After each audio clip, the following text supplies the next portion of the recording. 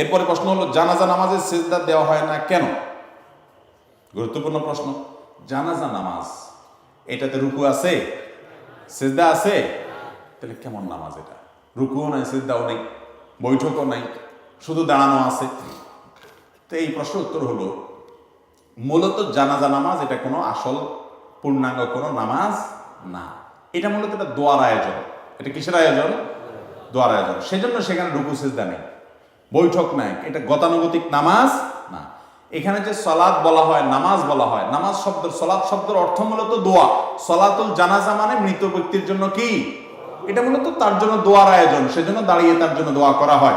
রুকু সিজদা তো আল্লাহ তাআলার প্রতি কৃতজ্ঞতা নিবেদন। এখানে আল্লাহর প্রতি কৃতজ্ঞতাটা মুখ্য না, মুখ্য হলো মুর্দার জন্য কি করা, ওই দোয়ার প্রয়োজনে আল্লাহর প্রশংসা করি, আমরা সানা পাঠ করি, আল্লাহর প্রশংসা আমরা সেখানে করি, ফাতিহা পাঠ করি, দুরূদ পাঠ করি, নবীজির প্রতি দুরূদ, যাতে করে দোয়া কবুল হয়।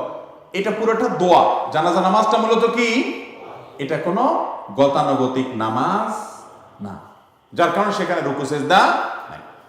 এরপরে প্রশ্ন হলো, ফরজ নামাজের পর ইমাম সাহেব মুসল্লির দিকে ফিরে বসবেন নাকি কেবলার দিকেই থাকবে? এটার সুন্নাহ পদ্ধতি কি?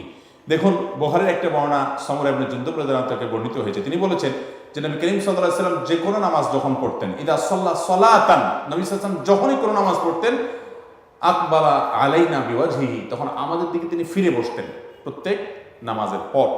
অন্য আরেক বর্ণনায় আছে, নবী এক সাহাবী বলেছেন যে নবী আলাইহিস সালাম নামাজের পর যাতে আমার দিকে ফিরে বসার জন্য যে কোনো নামাজ আমরা নবীজির ডান পাশে পড়ার চেষ্টা করতাম, কারণ তিনি এদিকে ঘুরে বসতেন। এজন্য নামাজের পরে মুসল্লির দিকে ঘুরে বসা নবী সাল্লাল্লাহু আলাইহি ওয়াসাল্লামের একটা সুন্নাহ।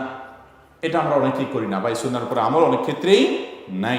আমার বয়স 28 বছর, বাবা মা ছোটবেলায় আকিকা করেনি, এখন আমি কি আমার উপার্জিত অর্থ দিয়ে আকিকা করতে পারবো? বিস্তারিত জানতে চাই।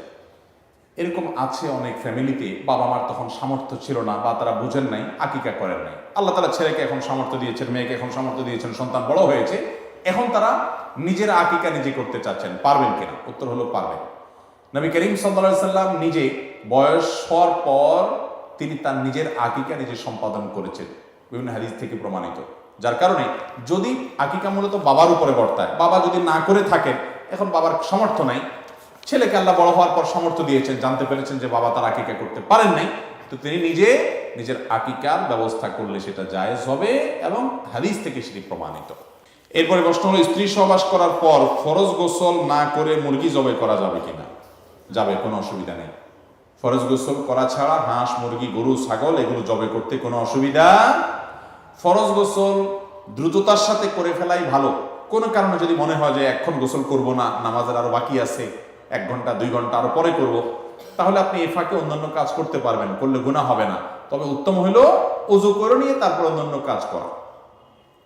যদি ওযু না করেও করেন, তাতেও মুরগি খাওয়া হালাল হবে, জবে হালাল হয়ে যাবে, কোনো অসুবিধা হবে না। আমাদের দেশে মহিলাদের ব্যাপারে ফতোয়া দেওয়া হয় যে মহিলারা গোসল ফরজ হলে ঘরের কোনো কাজ করতে পারবে না, বাচ্চারা দুধ খাওয়াতে পারবে না। বোগাস কথা, ভিত্তিহীন কথা। এটা মহিলার পুরুষের জন্য আলাদা কোনো পার্থক্য। গোসল ফরজ হলে দেরি না করে তাড়াতাড়ি গোসল করে ফেলা উত্তম, মহিলার জন্য পুরুষের জন্য সমান কথা। যদি কোনো কারণে দেরি করতে হয়, তাহলে আপনি গোসল ফরজ হয়েছে রাত 10টা, 11টা, 12টা, 1টা, ফজর নামাজ এখনো বাকি আছে, আপনি ফজরের আগ দিয়ে গোসল করতে চাচ্ছেন, চলবে, অসুবিধা নেই, ফজরের আগে তো করতেই হবে। তো আপনি এই সময়টা ঘুমাইতে চাচ্ছেন, ওযু করে ঘুমান, এটা উত্তম। যদি ওযু করা ছাড়াও গুনাহ হবে না, এটা জাস্ট উত্তম অনুত্তমের ব্যাপার। অতএব মুরগি জবাই করলে সে মুরগি খাওয়া হালাল হবে, হাঁস জবাই করতে পারেন, তাতে জবাই হয়ে যাবে, কোনো অসুবিধা নাই।